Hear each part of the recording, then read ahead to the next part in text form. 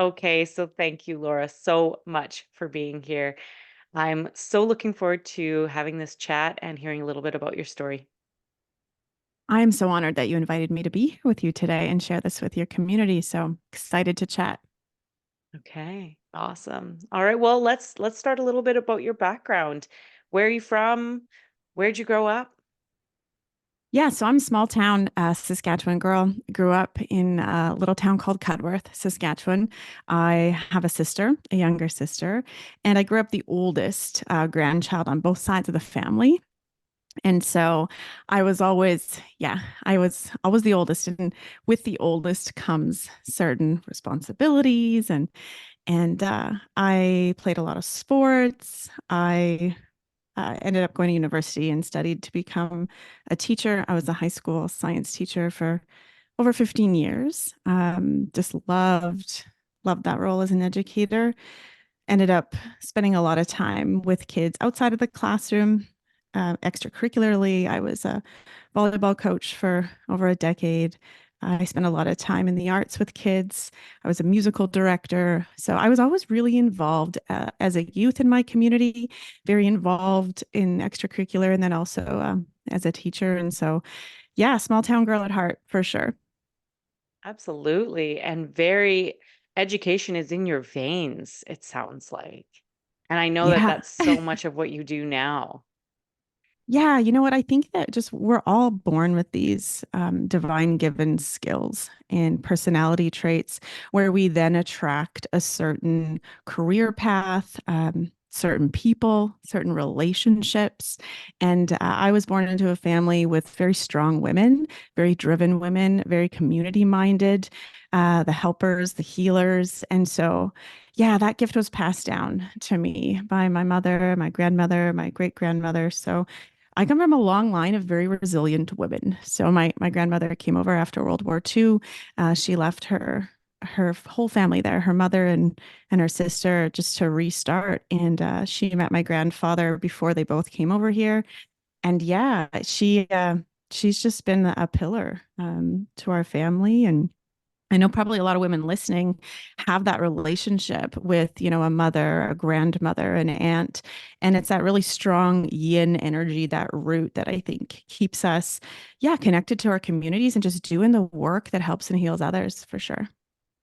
Certainly. Well, and that's so much of what you do.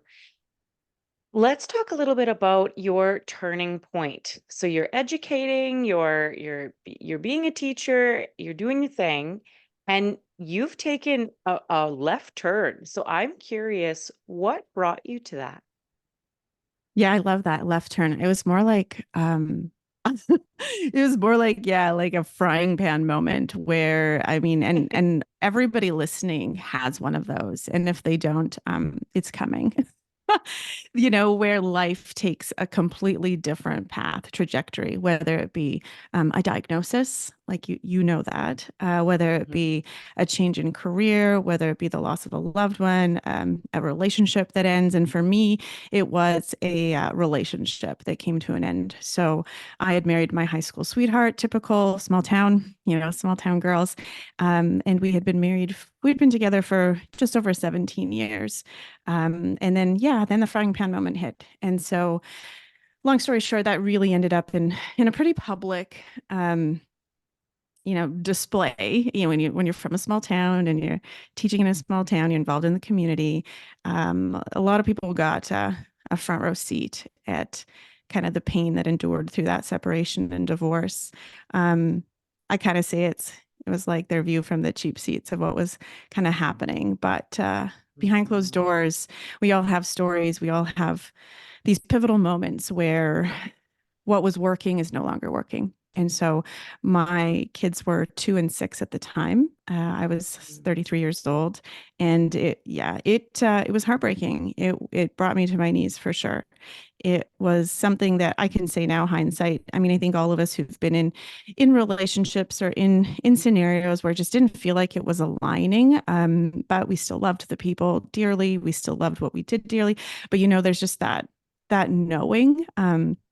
So Yeah, so that happened just over 10 years ago. And yeah, like I said, it brought me to my knees, like most frying pan moments do in our lives, because the fear and uncertainty of not knowing what lies ahead when you've had a pretty predictable, pretty comfortable, even if it's not entirely happy life, we most often crave the comfort of knowing than not knowing, you know. Hmm. And so that was really difficult. Spiraled me into a pretty deep depression. Changed who I was. I mean, for anybody listening again, and you can relate to this, Christine, there's always going to be life before and life after that frying Hmm. pan moment, that pivotal change. And so, yeah, so it took me completely out of my teaching career. I ended up leaving my teaching career, starting a completely different path. I studied as an alternative wellness practitioner.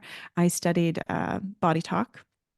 I studied aromatherapy, became certified in both of those modalities, and then started my own wellness business because I knew that both of those modalities had really helped me through that dark time and got me back onto my feet, along with a pretty supportive circle of people who loved me dearly. And then that was now I'm on a new path. Wow. Wow. That is amazing. So you found something that helped you during this dark night of the soul, and I agree, I love frying pan moment. Well, I'll certainly be mentioning that in the future. Be like, Laura Lawrence talks about this frying pan moment. But that's truly what it is.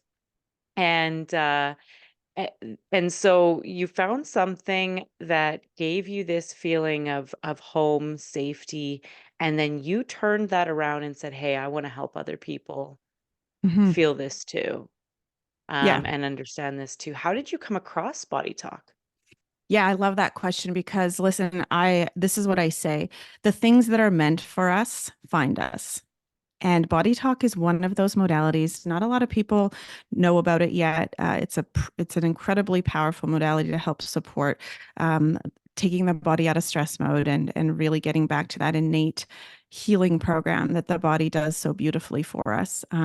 So it found me. What actually happened, and I write about it in my book, Behind Closed Doors, where I share snippets of my story, is that I was in a really dark place. It was about 3 months into the separation, and I had two friends who knew that I was struggling, and they reached out to my parents and they said, like, we are really concerned about Laura, really concerned, and rightly so. I was one of those, proud. I'll I'll take it on the shoulder. I'll do what I can, but people can see when you're in pain, and so they reached out. They had got together an intervention weekend for me where they had scheduled me a body talk and therapy appointment with the psychologist whom I still see today, 12 years later. And they also Wow. scheduled me a Reiki appointment. And it was a whole weekend of just like, let's get into this, Laura. Let's start you on the healing journey. And to be honest, that first body talk session, and I always share this with my clients. I was not impressed. I'm very left brained. I'm a science teacher. I was like, don't even know what that was. Didn't work. Thanks, but no thanks. Got to lay on a table, have an hour break. But it kept coming back into my life.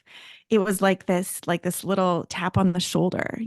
And so then I was introduced to it again and I tried it again. And then finally, I found a practitioner who really resonated with me. And I had a couple sessions that were life changing. And then I knew, when you have that gut feeling that there's something that's calling you and that Mhm. that's your path of true integrity and that's the path you need to go down. So, and that's how many of my clients were brought into body talk as well. Somebody told them about it. They saw a brochure, they saw something, in social media, I'd never heard about it. So that's how I got there.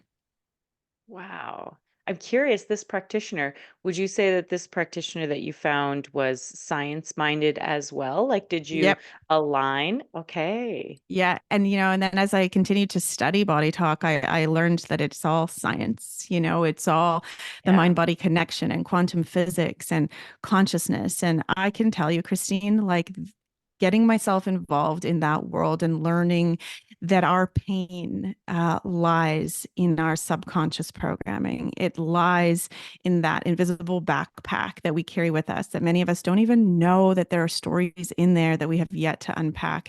And those stories and that pain and that emotion, it drives our physical bus. I just before we hopped on here, I was scrolling and I came across this post on social media that said, whatever emotions we aren't recognizing show up as symptoms, physical Mm. symptoms. And so Body Talk gave me this incredible lens at looking deeper to where my physical pain started, where my dis-ease started. And so it has for many of my clients. And so I built a quite a thriving practice in a community where nobody knew what Body Talk was. There was not a Body Talk practitioner. And before I knew it, I was working 4 days a week, seeing 5 to 6 clients a day. And Mm. was an incredible journey. Yeah. And adding in aromatherapy, and which is another very science-based, Very um, science-based. Yeah. yeah, Yeah. yeah, When I, modality. yeah, and you know what? I'd always been interested in essential oils, as someone who loves chemistry. And when I started to study that as well, I recognized, I mean, how knowledgeable these practitioners have to be about left brain things like science. And I think that there's maybe a little bit of a stigma or misunderstanding out there that some of these alternative modalities are just, fluffy and woo, and there's not a lot of substance there. But anybody who's tried it, who's trained in it, who knows, incredibly powerful to help, facilitate in a healing journey, both physical, mental, emotional, spiritual. Beautiful, beautiful, amazing. Okay, so you're trucking along. You've got your 4 day a week uh job. You are loving what you're doing, but I know that since then you've had even more pivots. So I'm super curious, what were your turning points there? What happened there? Yeah, I missed the kids. I missed the energy of the classroom. Mm. I missed working with that vital energy of youth. I had been working with them ever since I was like 15. And so I sat one day because I always have a vision of creating. I mean, my mind is really programmed that way. I'm always thinking about the next creative thing. And so I thought, how can I take what I know and I've learned from Body Talk, this mind body connection awareness, and really sinking in and being aware of how our emotions show up in our body. This is powerful. I want to teach kids this. As an educator and a parent, I know that our kids carry a lot more on their shoulders and backs than they'll let us know. We Mhm. always say kids are resilient, but you Certainly. know what? I don't like using that word, because I think they perceive to be resilient. They're really good at masking things. So then I started to create some programs, some educational programs, where I could go into schools. Schools would hire me, and I would go in and do mindfulness workshops with kids, teaching them different self-regulation strategies, building emotional Amazing. resilience. Yeah, how to recognize where your emotion is showing up in your body and where it's being stored, and then what can we do with that using breath work, using guided visual imagery. And I'm telling you, Christine, like when you sit in front of a classroom or a school of 100 kids and you walk them through a breath work activity or a guided visual imagery activity, you can just feel the collective energy of the room, just like calm. And I have teachers go like, "Oh my gosh, that's magic. Like, how Yeah. did you do that?" So that's what I did. And then I started having, colleges reach out to me and other professional organizations that had heard about me and said, "Can you do this for us, for adults, for our staff?" And that's how it snowballed. And I've really been kind of public speaking my whole life as an educator. And so then I took that to more of a speaking platform. Then the pandemic hit. That was Mm. that was a pivot. Yes. Yep, certainly. Collective uh, pivot. that was a collective pivot, which I'm sure each and every one of us could write our own book about, how that went for Definitely. us. Yeah. But what I ended up doing during the pandemic is because I couldn't go out and speak in schools anymore, and I had this like burning creativeness still building. I'm like, what am I going to do with this? And I said to my husband one day, like, I feel like I have a story inside of me. I want to write a book, but I wasn't ready to share my own personal story yet. And then one day, and anybody who's a creative, I mean, everybody's creative, but anybody who has created a masterpiece, an artwork or music or writing, know that you have this, what I call a divine drop. So one morning I was up, it was actually right after the George Floyd murder, shortly after that. You remember it was the pandemic and that was happening down in the States. And collectively, we could all feel the world's pain. Oh yeah. And I don't, as an empath, sometimes that feels very uncomfortable for me. I have to do something with those feelings. And so one morning at 4 in the morning, I couldn't sleep. I got up, went down into my living room, took my laptop, and I wrote my first manuscript for my children's book, Elliot's Rainbow Roller Coaster. And it just dropped the entire manuscript, all 800 words, um, in a half an hour. And Wow. I couldn't even recreate that today if you asked me to. And so that was my journey, yeah, into Download. becoming it was a divine download. And so since then I've written five children's books. Three of them have been published. Two are coming out in the next year and or two. And then I wrote a nonfiction book for women, men too, but called Behind Closed Doors: Memoirs of Motherhood, Marriage, and Mental Health. And so yeah, so now I can say I'm an author. No kidding. A few times. A Yes, few times. I've seen your book. I haven't read it yet, but I've definitely like flipped through the pages and looked at it, and it's so beautifully done. I love all of the comments on the front from some notable authors. Hmm. And it just it looks beautiful, and I'm looking forward to reading it. It's on my list. And that's not an easy feat to No. write as many children's books as you have, to write a very, very well cited book. I can see from the back of your book, there's a lot of information in there. It's very thick, so I feel like it's very long. That is a huge amount of effort and time that has been put into that since 2020. Wow. Yeah. I said to my husband this morning, I just worked a market this past weekend in Saskatoon. And anytime I work a market, don't do it very often, but it's so heart and soul charging. Meet the most incredibly beautiful families and individuals. We have conversations about grief and losing loved ones. And because one of my kids' books is on death and grief and loss. And I get to hear stories of little people who are going through hard things, but that this book might bring them some hope. And, I met a woman this weekend who is in active cancer treatment, and I gifted her my book, Behind Closed Doors, and one of my Heart Talk necklaces. I said, listen, you got warrior energy. I can feel it. Like, let's go. Let's do this. And here, it gives me goosebumps talking about it. But I think most of us don't give ourselves enough credit for how far we've come. And every single Mm, person listening to this podcast, and you too, I mean, we've all turned pain into purpose somehow. mhm. And the person who I think doesn't recognize that the most is ourselves. But this weekend, after this weekend, I said to my husband, I'm proud of what I did because of what I Oh see, the yeah. like the heart ripple effect. Books bring people together. They heal hearts. They give hope. They let us escape a little bit. They let us see versions of ourselves. And I had a gal stop by this weekend. She'd bought the adult book, nonfiction book, back in the fall, and she was pregnant at that time. And she stopped by again. She said, "Do you remember me?" I said, "I sure do." And then she showed me her newborn, and she said, "Laura, I have read Behind Closed Doors 3 times." She said, "I see myself in versions of my story in so many of those women's stories that you shared. I want to thank you." And that's the power of sharing a story. Mhm. Yes. Yes, it is. Wow. Beautiful. Wow. Okay. So you have had a long and powerful road. What do you feel was your main governing factor, Laura, throughout all of this? I'm sure that you have come across moments where you have felt like, who am I to do this? Or Mm. where, where do I land here? Am I on the right path? What keeps driving you forward? Oh, that's such a good question. I was just having that conversation too with a friend of mine about that imposter syndrome and just feeling like, do I deserve to be in this space? How did I get here? Am I really, who am I doing this for? Like, what is this all for? And I truly believe in my heart of hearts.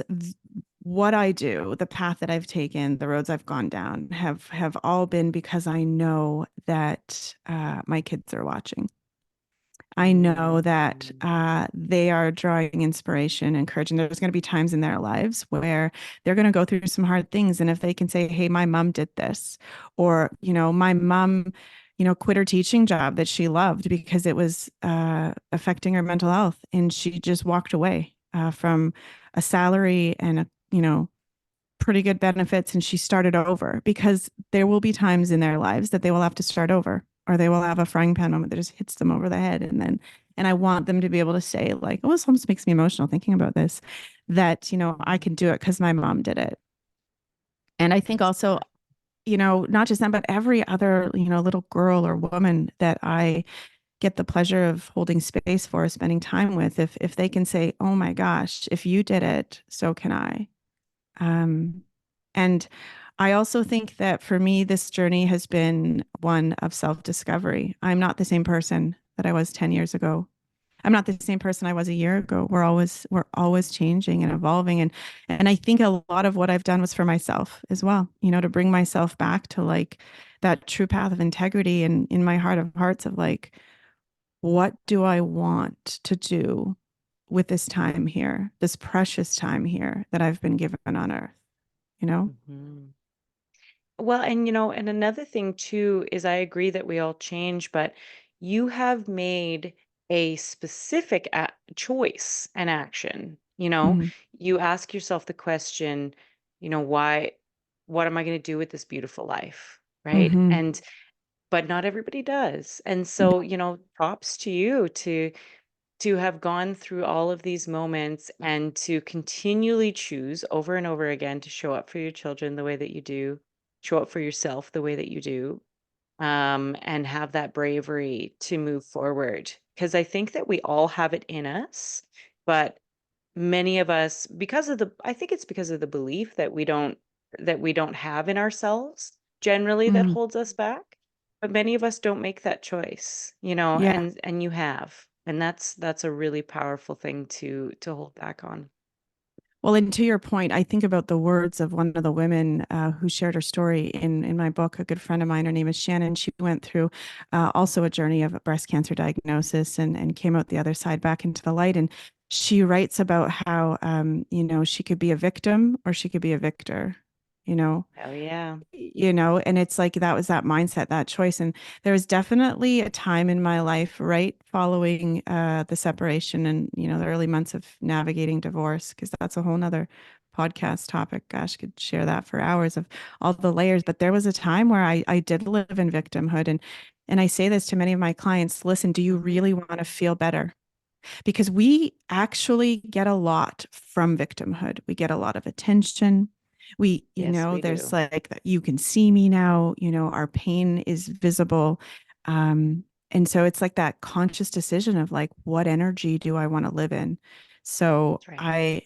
yeah, you're so right with everything. There's that conscious decision of and of course, I come from a life of privilege. So it was, I mean, my road was already a lot easier than others. And I recognize that. And I think that I use that privilege to do more good work. Right. Yeah, Mm. certainly. Yeah. I have another question for you. I'm curious if you could go the person you are at this very moment right now, and you could shoot back to the frying pan moments. Um, what would you tell yourself, that person who is initially, kind of dumbfounded by what's happening, not feeling herself? What type of advice would you give that person in that place? It's going to be hard before it gets better. But it does get Mm, better. It does get better. And it's hard to see in that moment. And I remember those early days. I'd have some of my best supporters say, gosh, Laura, this is going to be okay. And I was like, go say that to somebody else. I wasn't in the right headspace. But I think I'd mm, say, like, hold on, just hold on for one more day. Somebody asked me the other day what my definition of hope was. And I said, I think hope is the belief that tomorrow's going to be just a little bit better than today. And I think that's what I would tell myself. Yeah. yeah. And for someone listening who's in the middle of their frying pan moment, that's going to be a really, really powerful statement for them to hear is, it's going to get a little worse, but it's going to get better. Yeah, I have a lot of conversations with women. Of course, in my practice, as practitioners, we always tend to attract certain themes. And for me, it's a lot of people who've been divorced or through separations or illness, Mm, come into my practice and I say, like, I know it feels dark right now. And there's nothing that I'm going to say that's going to, like, bring the light right now. But I promise you the light is coming if you believe that you deserve it and you believe that you're worthy mm, of it. We have to have that belief that we deserve that better path, that we deserve that light. Because we create it. And there was a time in my life where I was thinking very negatively. And listen, like what we think about, we bring about. It sounds so cliche, but that's how the subconscious works. mhm. Yeah, So being able to just always find the light, just even a little bit of light in your day will get you through to the next day. love that. Absolutely. Absolutely. Well, a few final questions here for you. I am curious. I love asking this question, especially of people who have turned their pain to power. Do you believe in the statement "time heals"? Oh, oh my gosh, yes and no. Mm, I okay. I think that I'm going to use the analogy of like a scar. Yeah. Yeah. So the wound heals, but you can still see that it was there. And I believe that with time, when we can unpack all the layers of that pain and that wound, we have the capacity to tend to that wound in a different way. We have the capacity to tell our story without the attachment to, really deep emotion. I mean, I can tell parts of my story now that, without crying, without having that visceral body reaction, that nervous system response, than I would have been able to 10 years ago. So I do believe time gives us the space to be able to have a bird's eye view on that pain and look at it as, a collection of time or history or stories that made us who we are today, Mhm. if that Isn't makes that the truth? sense. It does. Yet Mhm. what I'm hearing is, it's twofold. It's the time itself that gives us the bird's eye view and the choices that you make while it's healing. And that so Absolutely. it's not just time heals, it's time and choices. Is what I'm Yeah. hearing. Yeah. Because if you continually pick at that wound, it's not going to heal. If you continually Right. pour salt on it by keeping in that victimhood mindset or staying rooted in resentment and anger and the depths of sadness. I mean, I've been able to have conversations with people who've been through the most unimaginable pain. I mean, when I say that, I mean we could imagine it, but we don't want to go there. Mm, And they've been able to just come out of it and find the light again because of that collective choice of, listen, I can either stick in this thick, thick, hard pain, or I'm deserving of some positivity, some light because I sat in those dark days. So I mhm. deserve the light. Absolutely. I love the imagery of pick at the wound or pour salt on the wound. And I would wholeheartedly agree that victim mindset is those things. Okay, so I want to come together and start to connect all the dots here because I know that you're speaking on stages now at women's empowerment events and all of those sorts of things. What brought you I'm following the trajectory here. So we've got books, and now we're on stage speaking at women's empowerment events. Was that a natural? Did that happen with time or? Yeah, I think it happened pretty naturally as I've been for the last 10 years, just facilitating my own women's retreats and workshops and events. And as a teacher, I mean, I've just been teaching my whole life and speaking my whole life. And so being in front of an audience just comes very naturally to me. I really enjoy um, the energy of an audience. I really enjoy, that heart to heart space, feeling the energy of the audience, seeing the eyes, hearing the stories. I mean, I heal just as much as I think many of those in my audience, and I think sometimes it just comes naturally. It people reach out and say, "Hey, I heard that you speak on this. Would you come speak here?" And that just that I think was one of the best things that came out of my pain was being able to share my story to help others heal too. So whether Wow. that be through books or spoken word or you know, podcast interviews, just always just sharing that little bit of vulnerable side so that others can have that invitation to do the same thing. Mm. Well, you've truly found your purpose. I can see that, and in so many ways. So, I was going to ask where can we find your books? Where can we find your speaking? Where can we find your? But there's so many things. So where can we find all the information, Laura? Well, two spots. If you go to my website, lauralawrence.ca, you can see all the goodies there. My books are all in my shop page. And then on Instagram, I am lauralawrence.author.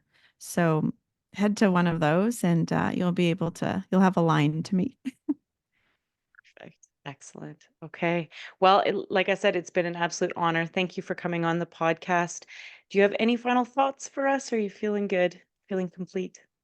I just want to thank you for like turning your pain into purpose and creating this space where you invite other women and other guests on, um, because every little bit of hard work we do matters. And so, you know, you have your own story of strength and resilience, and I can't wait to sit heart to heart with you and chat about that. But thank you. I'm very honored that you asked me to be here today. Oh, it's my pleasure. Thank you for being here.